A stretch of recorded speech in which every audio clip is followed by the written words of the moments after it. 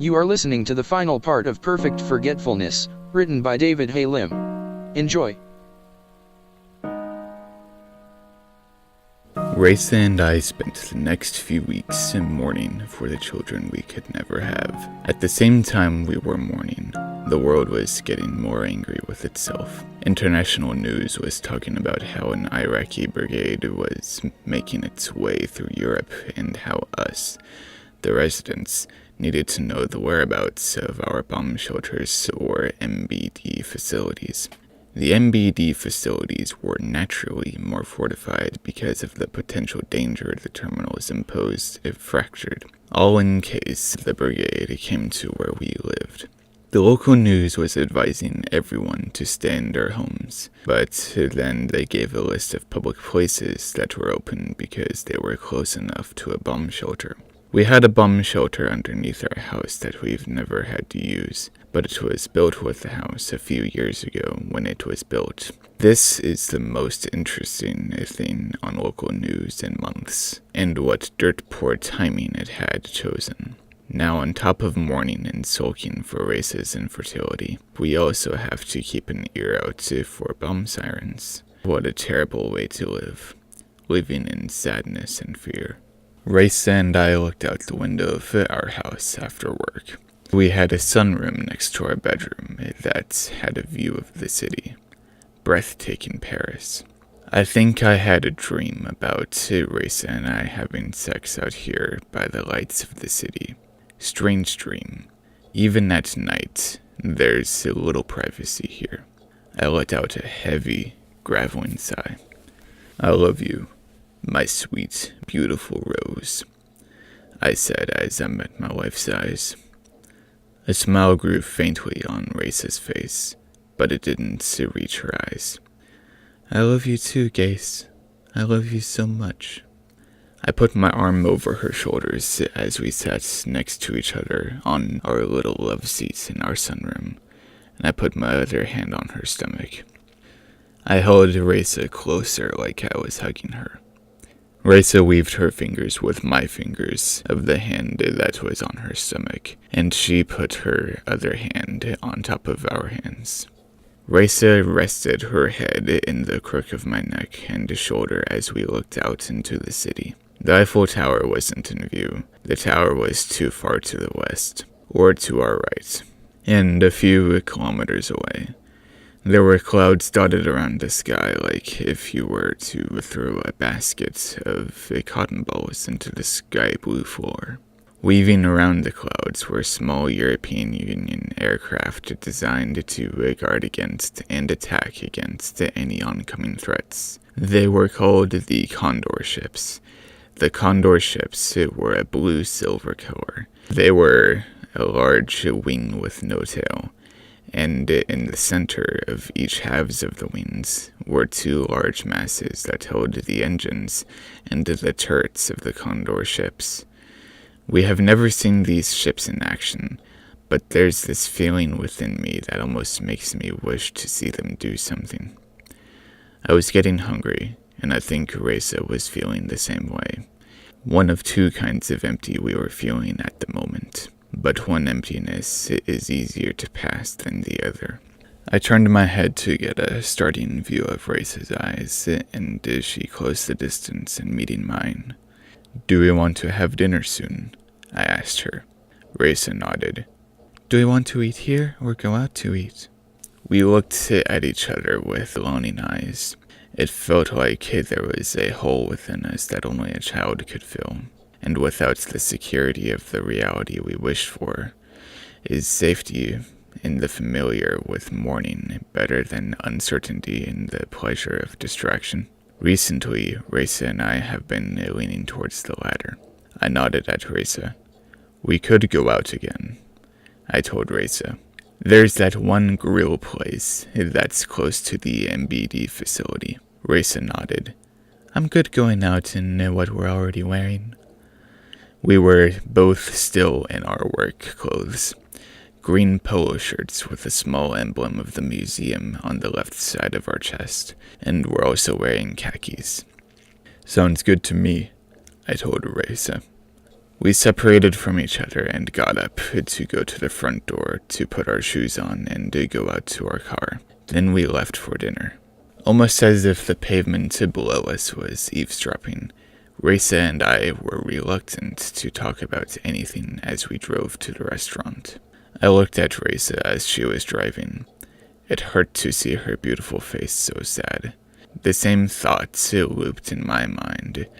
There has to be a way for us to have a life of joy despite this. But all the idea did was go around and round in circles with no variation. The idea of going through the MBD process again was out of the question. There wasn't a time in our marriage where we didn't want a child. The reality of Raisa's infertility hurt even more because of the scarcity of children in this day and age. It would have been a treasure to the world to bring forth a child, but reality has revoked us from such a wonderful privilege. A child was what kept us going, because we knew that when we were ready for it, we would have been good parents. We've heard stories about people adopting over 30 years ago. I think Raisa even said that she was adopted. But the few children that there are out there in the world already have homes. It's a good thing that children have homes, but we want a child of our own. Even if there was a child to adopt, there would be a sense of wonder and joy, but it wouldn't go blood deep. There is a concubine society of sorts that was created consensually for families where one of the parents to be was infertile. I greatly detest the idea because it wouldn't be Raisa and I's child. It would be some 16-year-old and I's child, and it doesn't feel a gram right. Raisa's eyes looked tired. Today was an easy day at work, which means she had more time to herself to think about everything going on in our lives, whatever that may be that's on her mind. I think I might also look tired from thinking and dwelling on everything going on in life. I felt a burning scorch of empathy for Raisa, because it affects both of us greatly. I looked from my wife to the front window of the car. In the air, the condors took formation for a sweeping motion over the city like hands on a clock if the clock's hands were going two different directions. There were at least 4 dozen condor aircraft in the sky, all separated by only a few hundred meters of sky between them. The condors flew in circles 3 or 4 more times over the course of 15 minutes before they broke formation. I looked back to the road. There was less people out on the streets today. I don't blame them for their fear. My trepidation was elsewhere. Is it a problem that I'm more afraid of my own thoughts than the threat of the brigade? It might be, but someone else can convince me otherwise if they're able to explain and I were able to listen. Raisa took the last turn that would normally take us to the MBD facility, but she drove past the facility and it took another turn a few streets down. On this part of the drive, there was a caravan of semis driving past us. I don't keep track of when the different stores receive their deliveries. I guess the stores get their deliveries today, and the impeding threat doesn't hinder the schedule. Raisa pulled into a parking garage on the other side of the street of the restaurant. I gave Raisa our card and paid for 3-hour parking, and the admission totem rejected the card, telling us that due to the threat of the brigade looming over the news, and the news looming over us. Raisa turned into a parking spot that was on the bottom floor. There weren't too many cars here. The other cars were most likely people who worked in the surrounding businesses. I got out of the car and went over to the driver's side to open the door for Raisa. Pow! The sound was loud. It rang through the streets outside and reverberated back and forth through the parking garage. Mists of dust and rubble fell from the ceiling above. My heart accelerated and pounded like the keys of an angry person on a typewriter. I turned around and ran back into the car in a panic. Wait, our car isn't sturdy. I could kick the side of the car and I would leave a dent. Pow!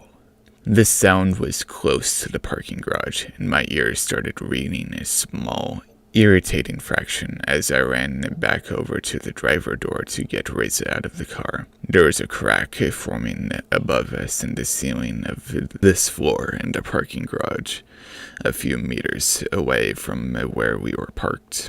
I looked around to see where the second explosion came from. It was close to the entrance we came from, and we were a quarter into the parking garage on this main floor. A white van pulled into the parking garage. Pow!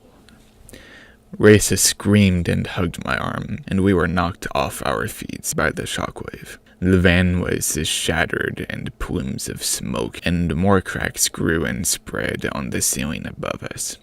The ceiling wasn't going to make it. I was overcome by tremors. Reza's hands were visibly shaking, and she was in shock and awful surprise of everything happening. Case? My wife's scared voice scarcely penetrated the echoes of the explosions. Pow! That explosion was farther away, and Reza gasped at the sound as we slowly stood up from the dusty ground.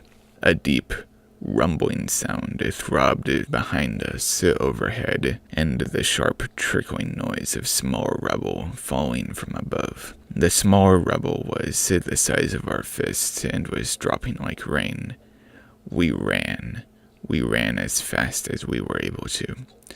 The ringing in my ears and blood surging through my body thrummed and rumbled over my senses. My vision was starting to wobble and warped as my blood and the vibration of another explosion.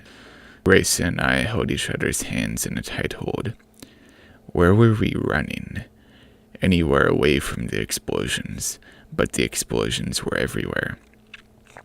Another bright explosion flared in front of us, lashing out another shockwave in every direction. As soon as that explosion happened, Reza and I hugged each other so we wouldn't fall from the force of this new explosion. We were shoved to our knees from the power and force that the explosion released.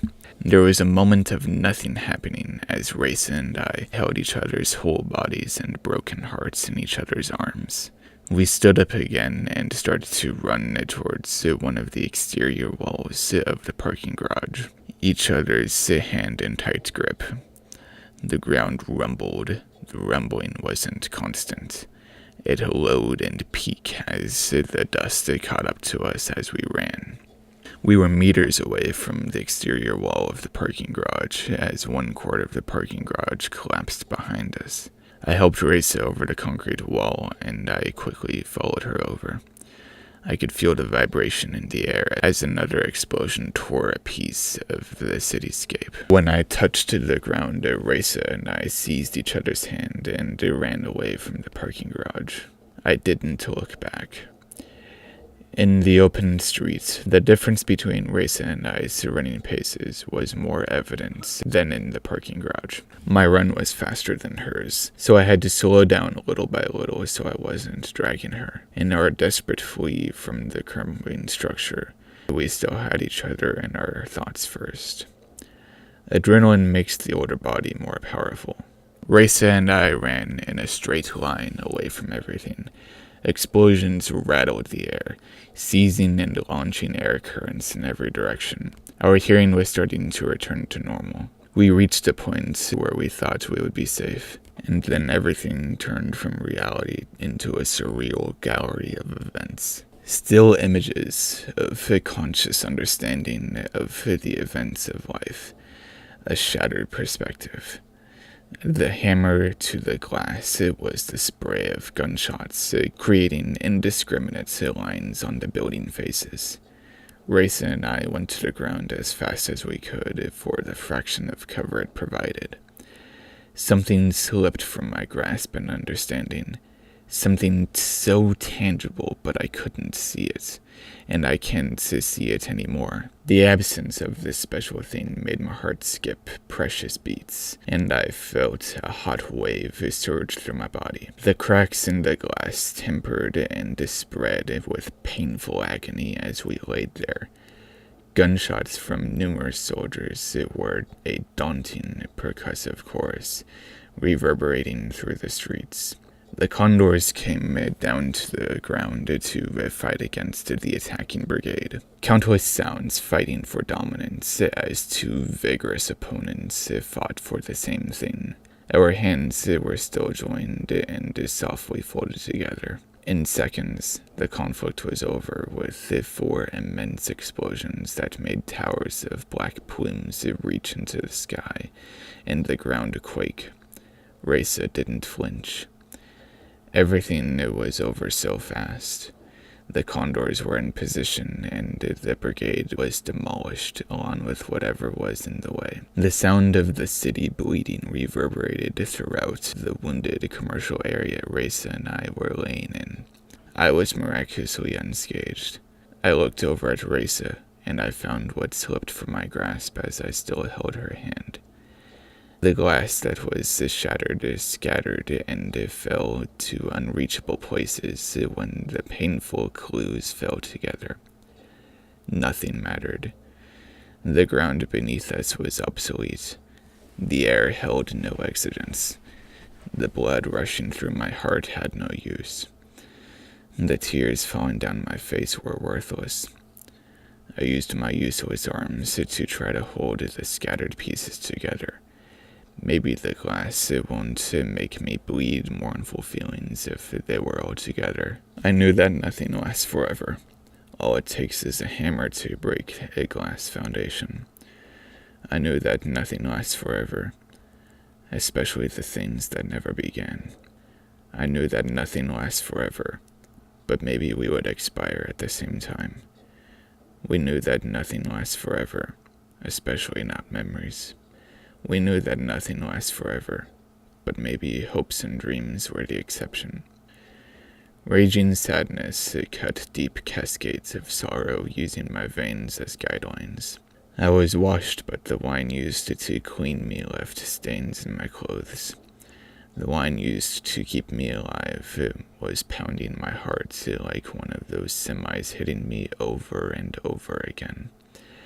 My screaming throat released no noise to my ears. My sobbing chest made no tone. I felt no worth. I want my value back, but the glass is unrecoverable. Relief came and looked away when they saw her in my arms. Help looked in despair.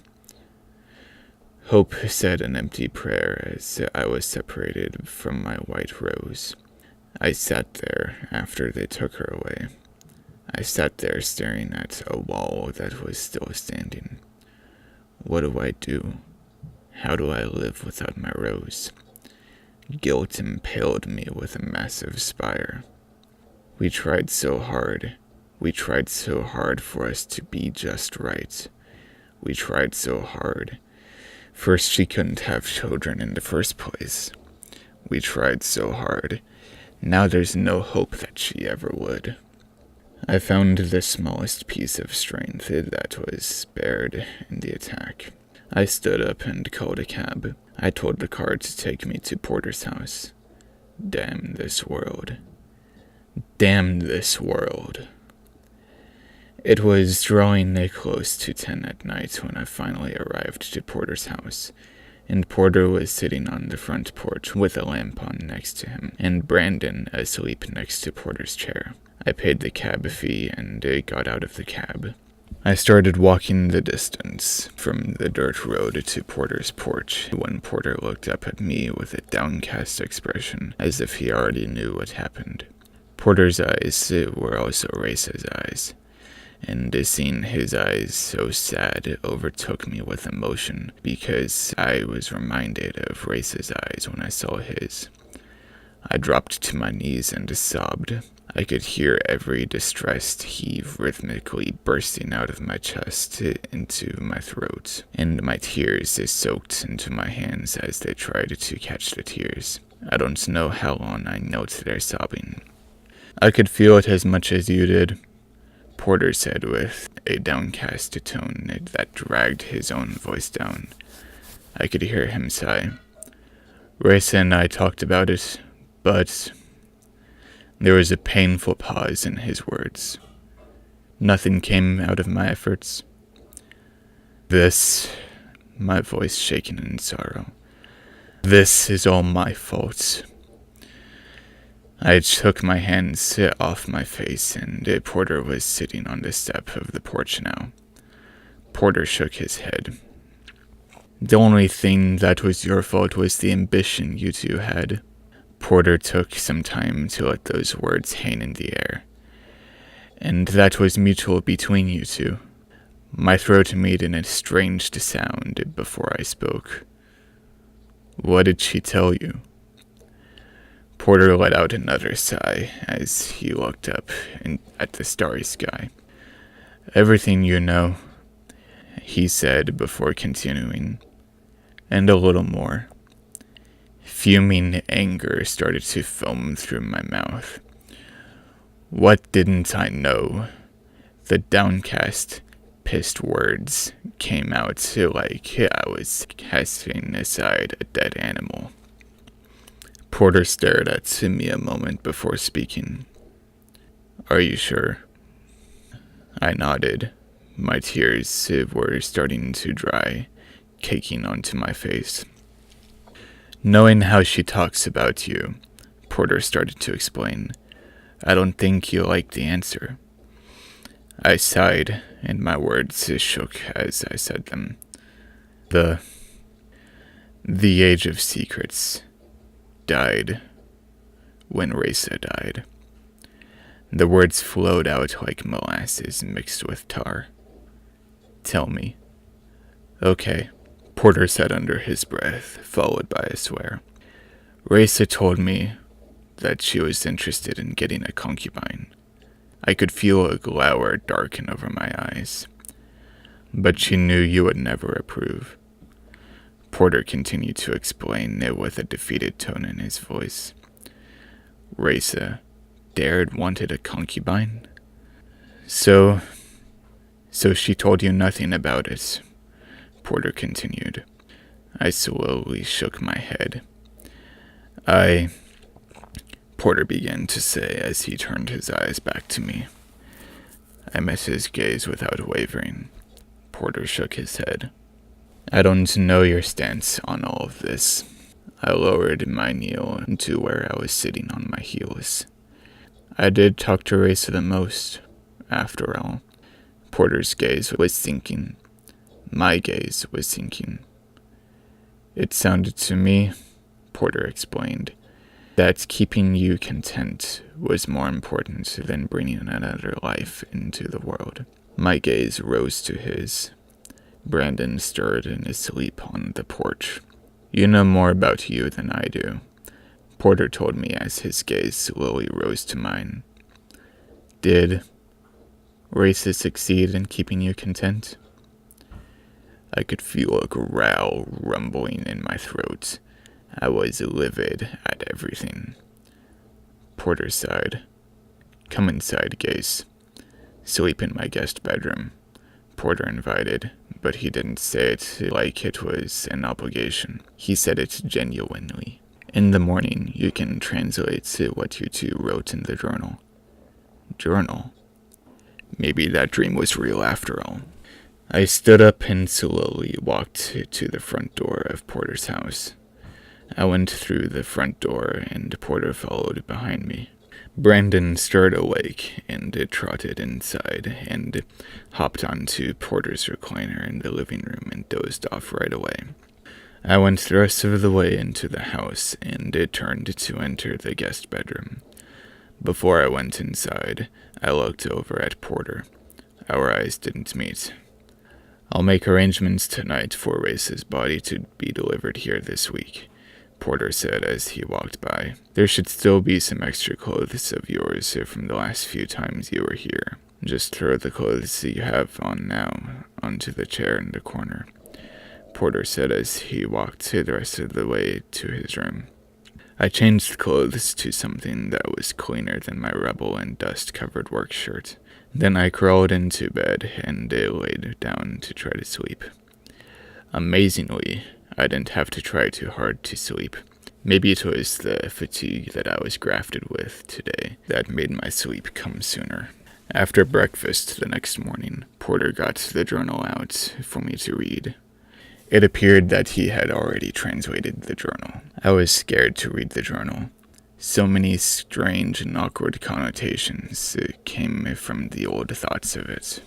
The first 2 entries. This was before the first time we went through the process. From Raisa.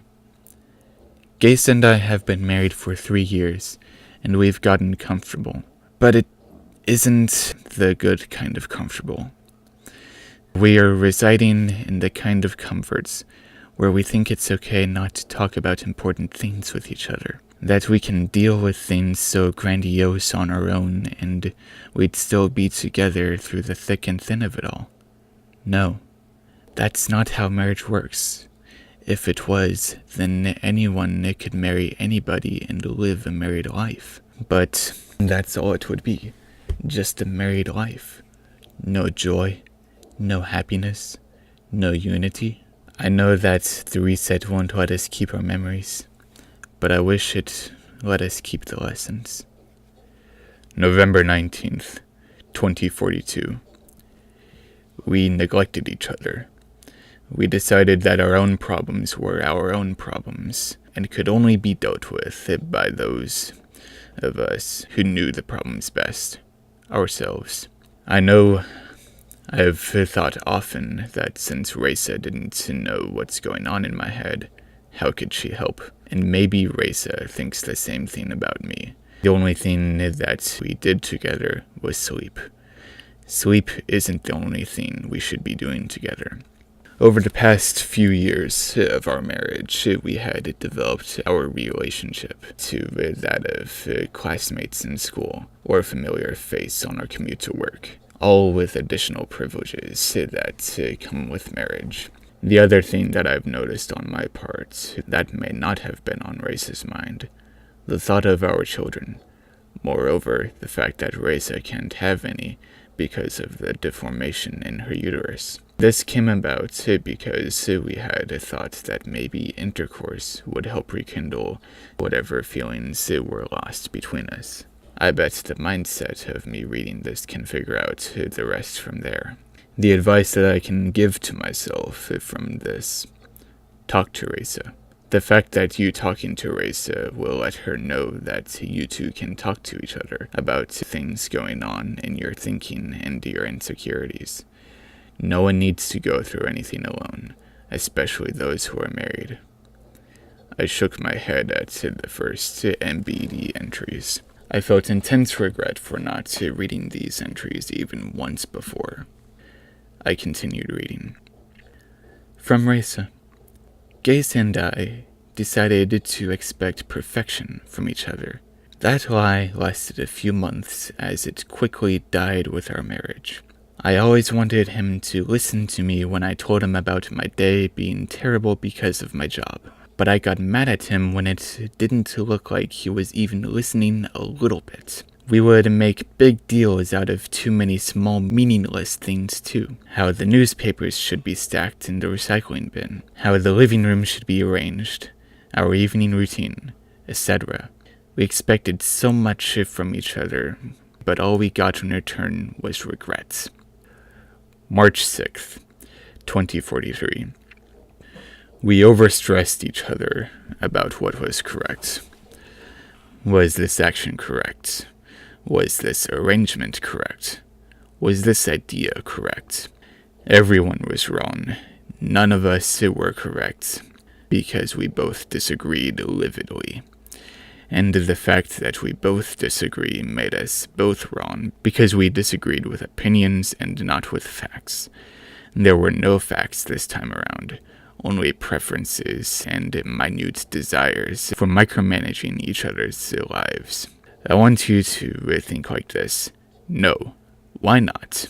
Because insert list here. Well, I think insert list here.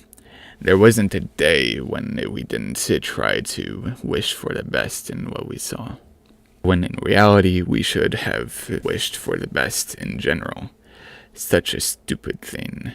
a juvenile thing that tore us apart.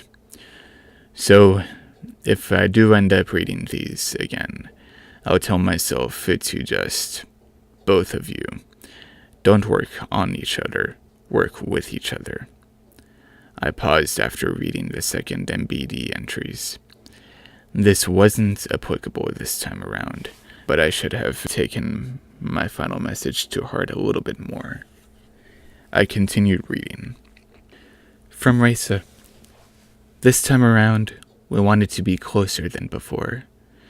We wanted to not only enjoy each other, but to experience each other. We were happy for the first 5 nights in a row we had sex with each other. Then, at the end of the week, it started to become emotions that we would do before bed.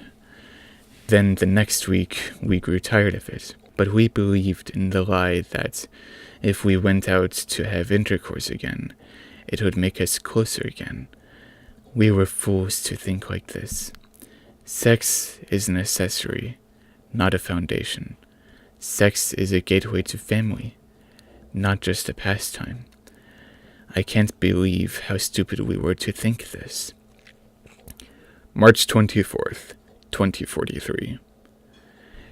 It's been only 2 weeks since Raisa and I went through the process, a shorter section of time than the attempt before. I think we placed the day we wanted to set our minds to on a bad day, not because we were miserable, but because we only had pleasure on our minds.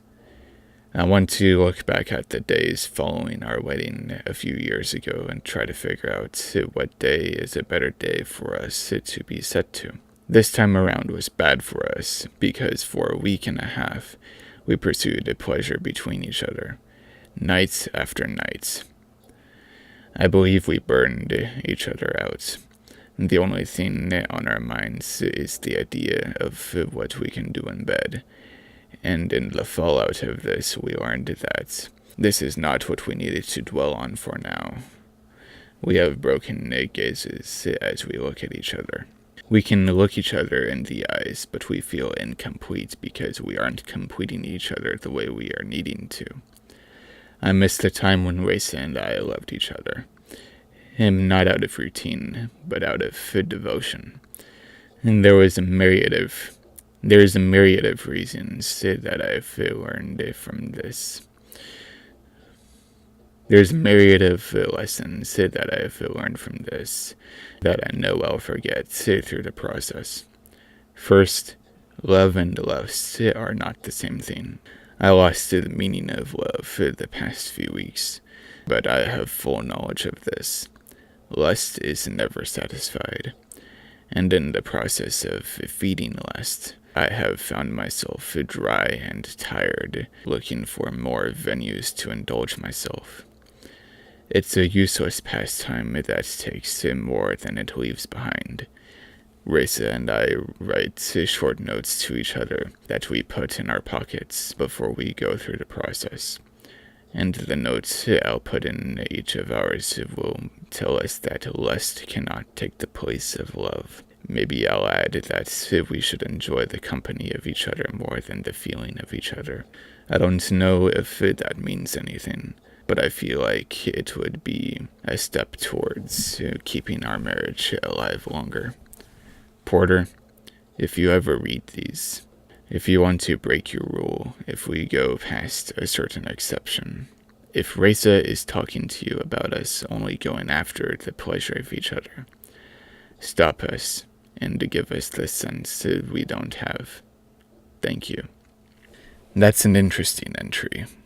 This one most closely resembles the warning I gave myself before going through the MBD process this third time. I had read everything. If Raisa and I had messed up so many times, and the only thing that kept us together was the thought of having children we couldn't have, why else did we try so hard to stay together? This last MBD process was perfect, if not for us being so invested with the thought of having children. The city will have Raisa's body here tomorrow for us to bury her, Porter told me as I closed the book and gave it to him. I nodded in understanding. "What are you going to do afterwards?" Porter asked as Brandon rubbed against his leg. I was snagged by deep thought. "There's only one thing that I know to do." Porter didn't need any more explanation. "Are you sure?" he asked me as he rubbed Brandon's ears. I nodded. "You don't know if you'll be safe as this last time or not," Porter pleaded passively. "I know," I said quietly. Porter just stared at me as Brandon nudged his leg for more ear scratches. "If it is that kind of last time, I'll take the consequences. Whatever degree they'll be," I explained.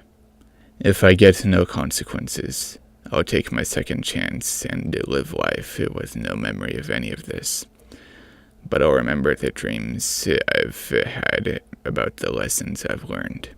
Porter just stared at me as Brandon rolled onto his back for a belly rub. Porter sighed. "So be it." The next day, a hearse arrived at Porter's property. Porter and I both knew what we had to do. There were 2 other men with a hearse to help us move the coffin to the hole we dug about 100 meters away from the house and at the edge of the woods. On my corner, I was holding the coffin with one hand and had my other hand at my side. I raised my other hand to rest on the side of the coffin. "I'm sorry," I whispered so softly only I could hear. As I said those words, I felt a lone tear drop from my eye and hit the ground. We all carried the coffin to the hole and carefully lowered it down to rest inside. The morning sun was a gold color as it shone through the trees. The 4 of us stood over the still open grave as we bowed our heads in silence. My mind refused to have a single thought about anything as we stood in silence. As we were filling the hole with dirt, Porter got a rose bush and put it in the hole. When we were done filling the hole, before us was a black patch of dirt with a little rose bush in the middle with golden roses in synergy with the golden sunrise. Porter told me that the roses were red. I don't see that color. The 2 men that came with the hearse turned to leave. "Thank you." Porter and I spoke out of sync as we thanked the 2 men. One of the men nodded and the other spoke. "Just doing our job, sirs." Then they turned to walk the rest of the distance to the hearse.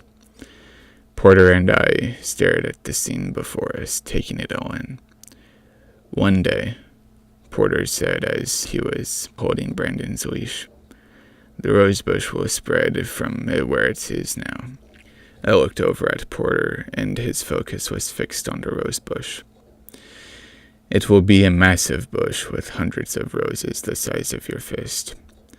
Porter looked down at his own fist, clenched with the end of the leash in hand. A beautiful sight. I took a deep breath.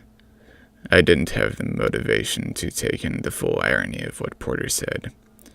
The sun rose before we buried Reza, and the sun was starting to set as we turned and went to the house. I hailed a cab and waited on the porch for the cab to arrive. Porter stood behind me, and Brandon was at my side as I was rubbing his head. The cab pulled up as Blue Hour was starting. I stood up and took a few steps towards the cab and then stopped. I turned my body towards Peter, and Brandon was already sitting at his side. "What do you think?" I asked him. Porter looked up at the sky softly glowing above us, and said, "The little bits that I do think of you. I hope everything goes well for you." I nodded. "Thank you for being there." Porter looked away from the sky and looked at me. "Thank you for helping me bury my sister, Gase." I nodded.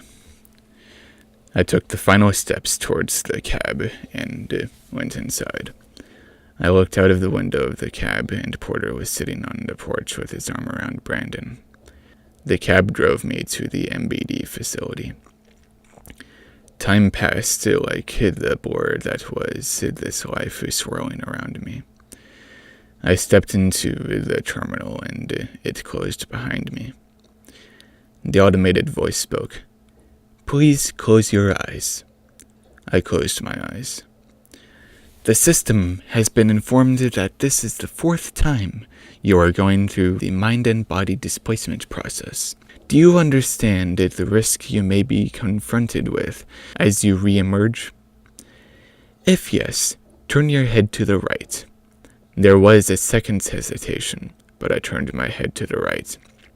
"Turn your head facing up to confirm. You understand any and all risks." I turned my head up. "Confirmed," the voice said. "Please envision the location you wish to be taken to. Once you have done this, turn your head to the right."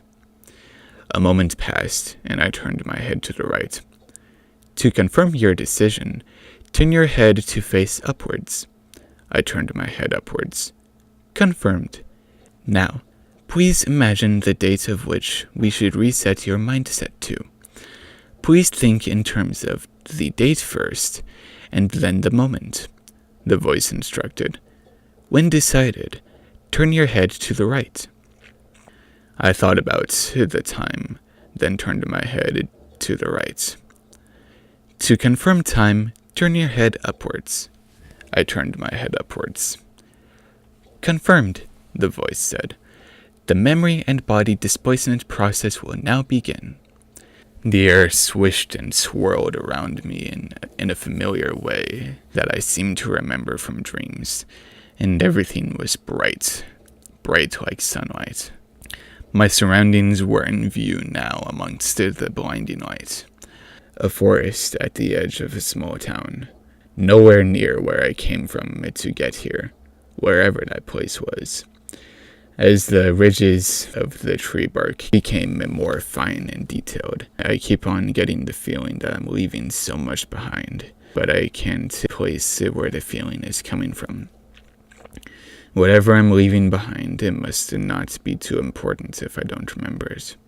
There was no sunrise or sunset when I was waiting for time to accelerate to the time of day I had myself set to. The weather was overcast and raining out when I was waiting, and it was still raining when I emerged. I was facing away from the forest and towards the small town. Just beyond the small town, it was a massive ravine with the smell of sea salt filling the air from dozens of meters below. I felt a note in my pocket. There was an address written on the note, followed by a short message that looked like my handwriting, but so different. The address was nearby here.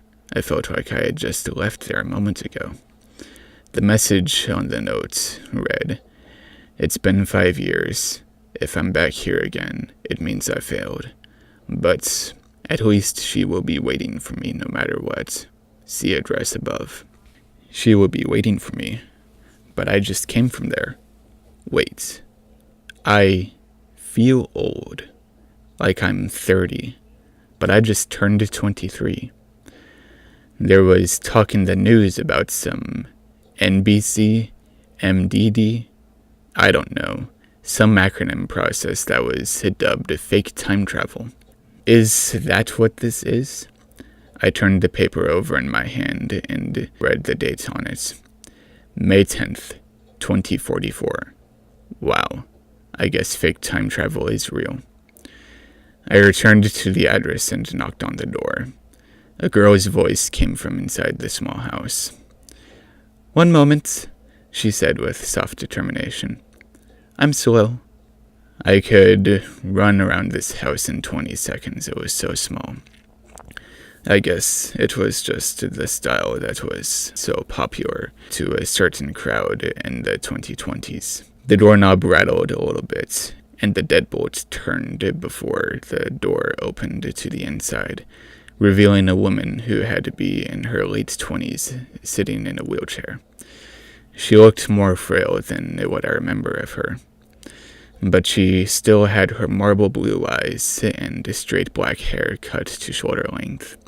She had a look of surprise radiating a noticeable amount of joy over her, and she started to smile. "Gase," she exclaimed, "you're back." I smiled. "Hi, Amber." I could feel a smile of my own grow on my face. I gave Amber the note that was in my pocket, and she read it to herself. When she finished reading the notes, she looked up at me with a glowing look in her wide, blue eyes. Amber was overcome with excitement. "Does this mean?" Excitement was bubbling up within her like a stunning, surging blue ocean. I nodded, still smiling. Yes.